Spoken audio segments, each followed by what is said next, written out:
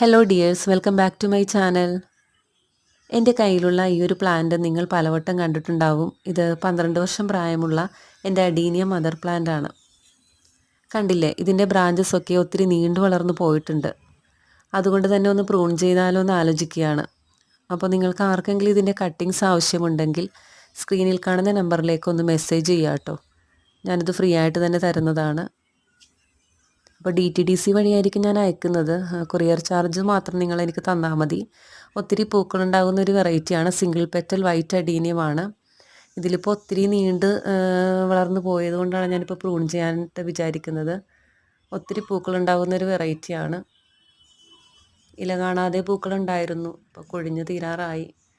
അപ്പോൾ കമ്പ് നട്ട് പിടിപ്പിക്കാനൊക്കെ ആഗ്രഹമുള്ളവർ മെസ്സേജ് ചെയ്താൽ അവർക്ക് ഉപകാരപ്പെടും.